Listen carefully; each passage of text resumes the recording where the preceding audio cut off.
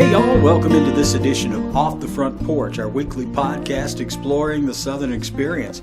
My name is Tony Bauman, and you are with me on my adventures down the back roads and along the two-lane blacktops of the great American South. And here we go out in search of curious characters, off-the-beaten-path destinations, and lively happenings that, well, confirm for us how special it is to be a Southerner, native or transplanted. Well, today we wrap up our 3-week visit to Cayce, South Carolina, a fun and funky city near the heart of the Palmetto State, just across the river from the capital city, Columbia. Last week we sat down with Cayce's mayor and asked her to paint us a picture of what's happening here in Cayce's River Arts District. Seems here in Cayce that industry and the arts have a safe place to coexist, and that holds great promise for the future. This week, we wrap up our spotlight of Cayce in a conversation with one of the artists who sees that vision for Cayce and its potential role in economic and cultural revitalization here in the Midlands. She is both an academic and an artist. By day, at times throughout the year, she is a learned college professor who explores public policy, right? And on other days, she is a visionary artist and entrepreneur who draws people of all ages into her safe space here in the River Arts District to meet and encourage their inner creator. My guest this week, sitting in her space at the Carolina Arts Cafe and Studios, Dr. JENNA MAE TAYLOR. Dr. Taylor, thank you for visiting with me. Thank you, Tony. Well, let's start off first of all, and let's give folks a little background on you, if we may. It is very rare that I've ever seen a college professor in denim overalls. Is this your natural habitat here? I mean, if I land in your class over at USC, am I going to see you just looking like you stepped in off the farm? No, probably not. When I'm teaching, I'm in formal attire. Okay, well, there we go. So there's a funny little quirk with course evaluations. The more professionally you dress, right, and the more feminine I dress, oh my, the higher my course evaluations are. So I don't break out the Tevas and the paint-covered overalls. Well, I'm glad I caught you in this natural territory because this is where I am most comfortable in a spot like this. So talk to me a little bit about, you are a college professor. How do you balance that with this place, which feels like any artist I know would come in here and feel completely comfortable? Especially at being a professor of, correct me if I'm wrong, public policy? Well, we are in high demand these days because there's a different policy discussion on the news at every turn.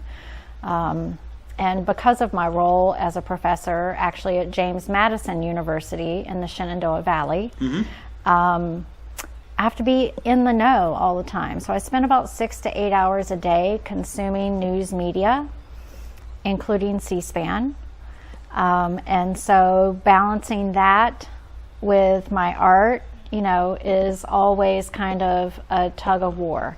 I try to use time blocking, right? And I do professor stuff on Mondays and Tuesdays, and I do art stuff the rest of the week. So you willingly watch C-SPAN, and yet you drink non-caffeinated soda. How does that work? Well, I have to say the non-caffeinated soda is, someone left it here. Oh, okay, all right. So I was disappointed that it didn't have caffeine in it. Oh, so generally speaking, to watch C-SPAN like everybody else, you have to have caffeine. Caffeine or wine. Okay, very good. Yeah, that's usually. All right, let's move on from that because we are sitting here in the River Arts District and we are talking with the artist, JENNA MAE TAYLOR. Have you been an artist all your life? Is this or are you finding this, as so many people do, finding this part of yourself in another chapter of your life? Well, I would say that my life began in art. In high school, I grew up here in Lexington County, and I was not the best student and not the best, citizen in the high school.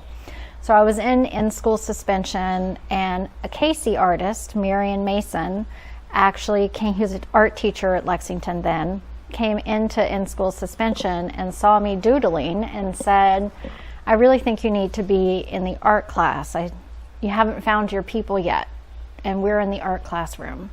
So he pulled me in over there, and I took all the classes that were available, won several regional awards for my art, and then applied to art school. And I applied to only 2 schools. I applied to NYU, the Tisch School of the Arts, and I applied to USC. So I didn't get into NYU, and I couldn't afford NYU. But I could afford the University of South Carolina, and I received a great art education at Carolina. Well, we're fortunate that New York City did not take you from us, because I cannot imagine that we would have gotten Jenna Mae Taylor back in South Carolina. Probably not. If you had found yourself at NYU. And I didn't mean to push you into confession time, but I think what you did is you told me what I know of a lot of artists, including myself, although I'm not talented in visual art, but that there is kind of a search for artists to find their tribe. Mm-hmm. Well, I'm a critical thinker, and I'm neurodiverse, and I challenge authority at every turn. And so it was a natural fit for me to find myself in the art classroom. I've really enjoyed it. I then married a Navy pilot, and we traveled the world, really, for 31 years. And that has to broaden your perspective. Definitely broaden my perspective. I've worked with the State Department in post-conflict societies, helping new countries, emerging democracies, build a third sector in the nonprofit world, but then also have worked with communities in Kosovo and building, using creative placemaking as an economic development tool. You have confirmed for me what I said to Mayor Parton last week, that the Cayce River Arts District is a mecca for nerds. It is. I mean, because you're all in one. You are somebody who can sit there and just talk about these things like that goes completely over my head, because I'm so not politics and so not dialed into that particular, although I used to be, but I've left it behind. And then you can come here and be just a complete arts nerd. So, I mean, this really, Cayce is one of those fantastic places that if you're a nerd, welcome to the tribe. Right. My tribe is here, and I've learned that over the past few months since I've opened in late April, and all of the people walking by and the people coming in for tours and making art, bringing their families, that, I have found my place in the Midlands, and it's here in Cayce. This really is an amazing place. This is, I told the mayor last week, I said, I don't know that I have ever willingly been to Cayce, South Carolina until about a month or so ago. And I've been here 5 times since. And it feels more and more every time I come here like a place where this guy, who has been a journalist, been a storyteller all of my life, finds a really fun and sort of funky place to feel comfortable. Mm-hmm. Is that part of what drew you to open this enterprise here in the heart of Cayce's River Arts District? Well, the mayor actually drew me here. Oh, really? Okay. We hadn't met yet, but as a policy nerd, continuously I'm reading. When I'm looking for commercial real estate, I'm reading city council minutes.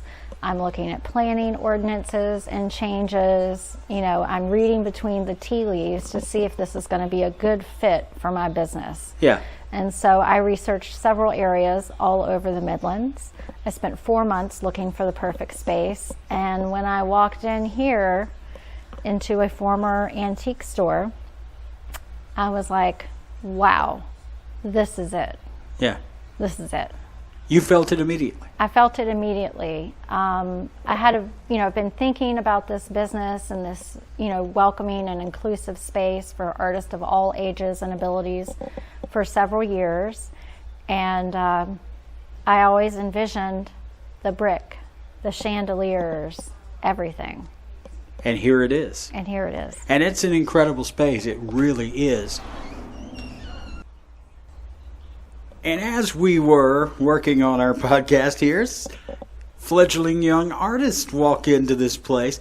How does that make you feel when you see young people like that, like the ones that are sitting here over just off camera and folks that just walked in like that? How does it make you feel that this has evolved from an idea, a notion, to a living, breathing place that welcomes, invites, and encourages artists? Well, it feels amazing. As I was saying, I've dreamt about this place for a really long time. And when you're in here, I was very intentional. I spent from February to April doing all of the renovations in this space myself. Mm-hmm. And I was very intentional in creating and kind of manifesting the vision that I had for the space. Mm-hmm. So when you come in, you're literally walking around in my brain and my heart, because that's where all of this has been for several years. And so this is what it looks like inside my brain. It's a pretty fun place to be. I would describe it as beautiful, controlled chaos.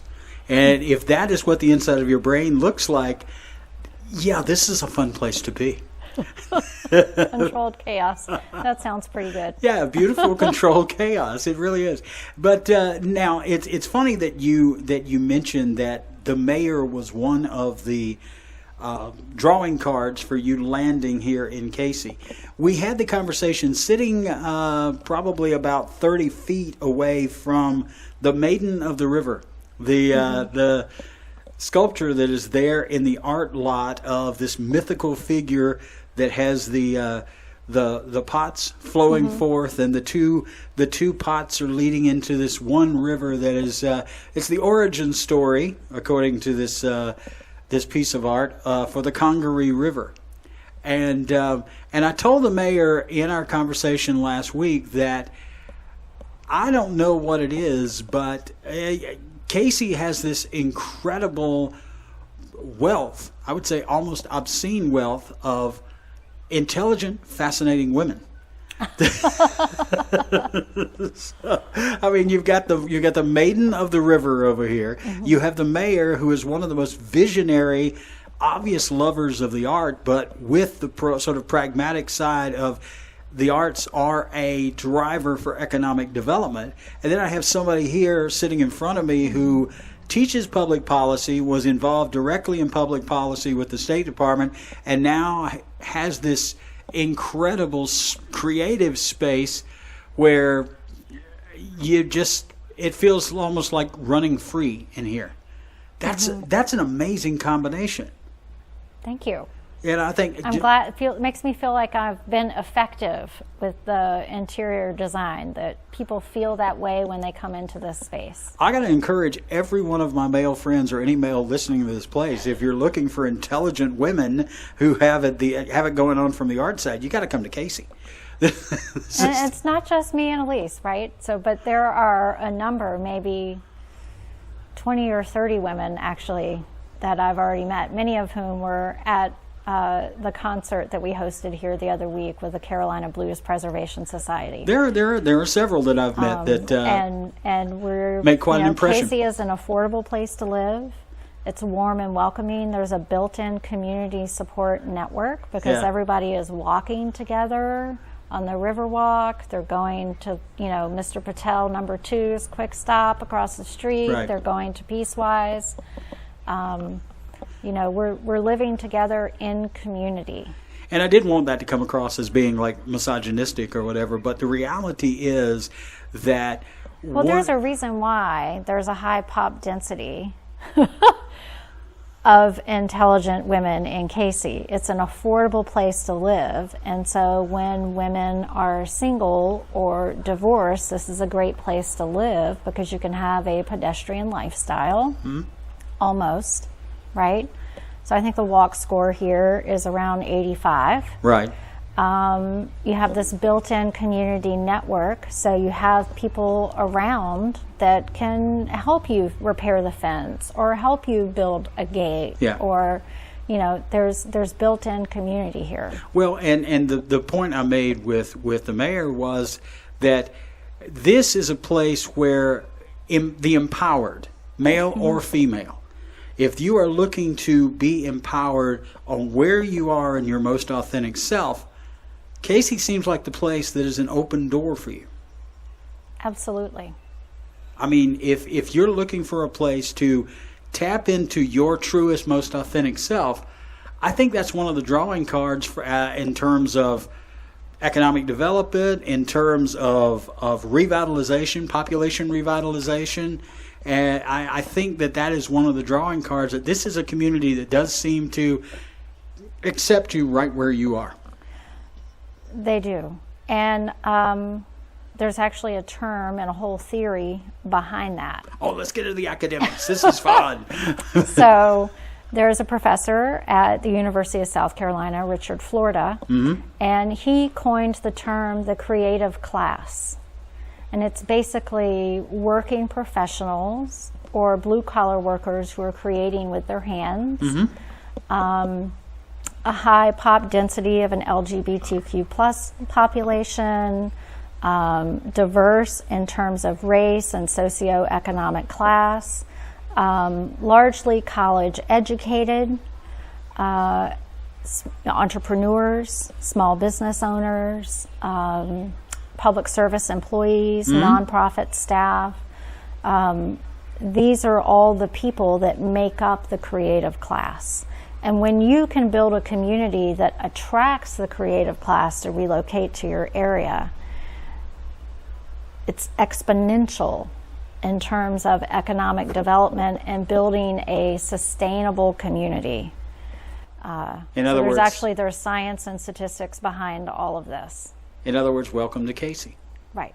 Welcome to Cayce. That's an amazing, and so many cities reject that idea, and yet those that are seeing real growth and diversity and opportunity are the ones who embrace that idea of the creative class. Or is it it's the creative class? Yes, the creative class. I think when you embrace people right where they are, in their most authentic self, and you validate whatever it is that feeds their soul, or whatever it is that they're trying to bring out of their soul into the greater air, you can only see economic revitalization. You can only see vitality in your community.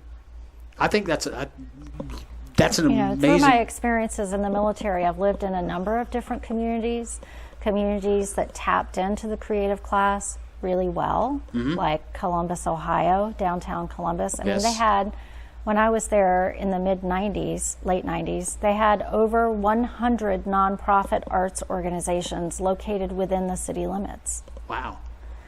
That's a lot of art and a lot of music, right? Yes. So that was really impressive, actually. And then when I lived in Corpus Christi, there was an absence. Corpus Christi is kind of where the desert meets the ocean in terms of climate.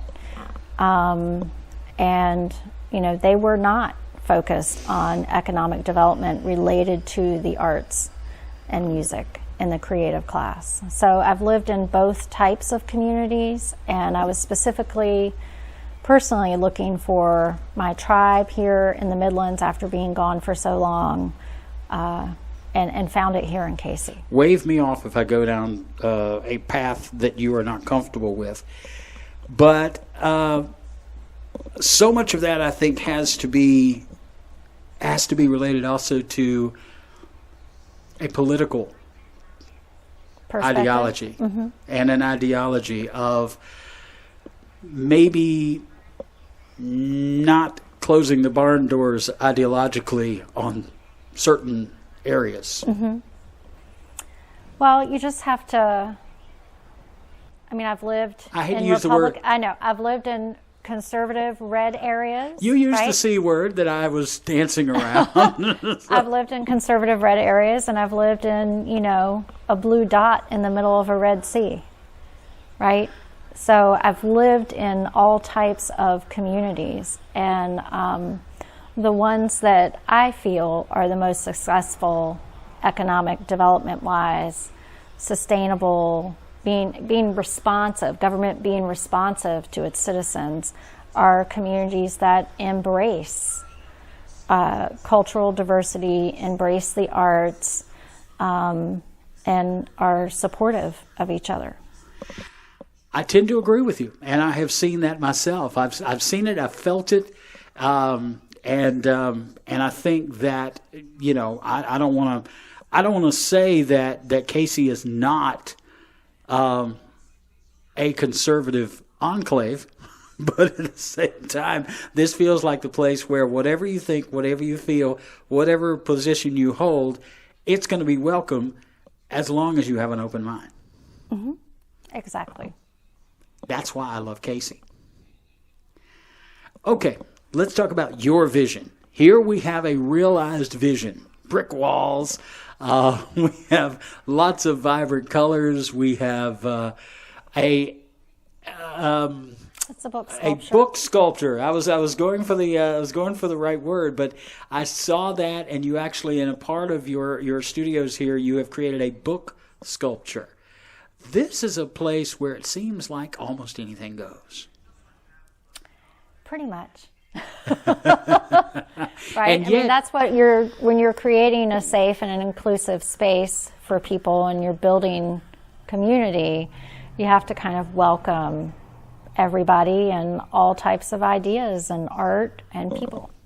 our first week here of our 3-week visit to Cayce, we spotlighted the Carolina Blues Preservation Society, and you are the vice president of that, in addition to being the proprietor of this amazing art space here. As a matter of fact, behind you is the stage that the first woodshed sessions were held for the Carolina Blues Preservation Society. And this is basically the headquarters for that organization as well. And you have a fairly defined vision as vice president with our friend, our mutual friend Caesar, of where this organization is going to go. And that vision, if you're willing to share it, is going to be transformative for this block.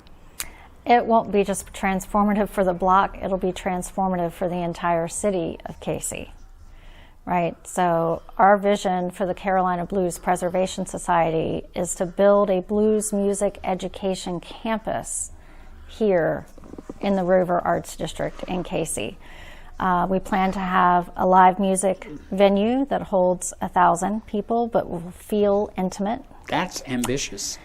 We'll have a farm-to-table restaurant that serves breakfast, lunch, and dinner 7 days a week. We will have rehearsal spaces for musicians, a recording studio, classrooms and education programs for people of all ages, and including professional musicians, continuing to mentor them and teach them about how to run a successful business as a musician and maintaining things like copyright over your own creative works. We will also have a museum and exhibition area in that space where we're archiving all of these fantastic blues musicians here across the Carolinas, and we'll have their memorabilia, their instruments being donated, and then housed within that blues music education campus. And our vision is not just to be a blues preservation society for the Midlands, but really to be an umbrella organization for the entire state, and if not the Southeast. With the Troll, Thomas Dombo Troll, coming to Cayce, the blues music education campus that we hope to build here is going to be a second attraction, right? So when people come to visit the Troll, they can then also come to the Blues Music Education Campus. We talked about that on last week's show with the mayor, and you referenced it. This is an incredible artist from over in Denmark, I do believe, who has these sculptures, these gigantic trolls that are created, beautiful, whimsical works of art that are created from repurposed materials, and they become attractions, but I think in an area like Cayce, which is trying to leverage its arts identity into economic revitalization, I think I won't even call it an added layer. I think with what you're envisioning with the Blues Preservation Society and the Education Center would be a co-marquee for folks to invest, visit, live in this community here in Cayce that really is embracing its arts identity. Yeah, exactly. What's really exciting about the troll is that it's not about building the sculpture at the end when people come to visit it. Mm-hmm. The whole process of deciding to get the troll, of deciding where the troll is going to live, siting the sculpture, and then building the sculpture. It's a community-led effort. The artist does not come with 50 paid staff to build this sculpture. He has a set of blueprints, kinda. Yeah. He has a drawing of what he wants and structurally what needs to be there. But all of the wood is reclaimed wood from Cayce. Mm-hmm. The troll itself will be a story, about Cayce lore. And then the people who build the troll will be the residents and citizens of Cayce, which I think is amazing. That's ownership. You're able to, that's legacy building, because you're going to have people who in 2026 or 27, I think it's next year, 2027 is when the vision is. You're going to have people who are going to get out there with the sweat of their brow and the strength of their hands and are going to work with Thomas Danbo to do this. Mm-hmm. And they're going to be able to bring their grandchildren here and say, I built that. I built that. Mm-hmm. And it's going to be something that people from because this is an international artist, and people go and visit his artwork at places around the world. Specifically, we talked about there being a bit of a cult. Yeah, troll hunters. Troll hunters. There's a bit of a culture that has grown around this particular artist, and that Cayce, South Carolina, is going to be a spot for one of these. Has to be an incredibly exciting thing for an entrepreneur and someone who's already seen the vision and already invested in this community. It is. Well, it kind of sealed the deal on me signing the lease here was when City Council approved the expenditure in early February for the troll. I took ownership of this space on February 15th, so just barely a week later, I was in the space and beginning construction. So when I know that, and I see that signal from the mayor and city council that they are committed to the arts, I knew that this was going to be a community that would embrace and support my business. And so I came here, and they made it very easy for me to be successful. Well, I will say that this is, I'd say it's my fourth visit here to the Carolina Arts Cafe and Studios. And I can feel this being a place that I want to come back to again and again. Not because I have any visual art talent, but I do enjoy what's happening with the Blues Society, and I do enjoy this feel that this is a place where the nerd tribe like me can come and feel welcome. Absolutely. What's interesting, I think, about the arts and music is that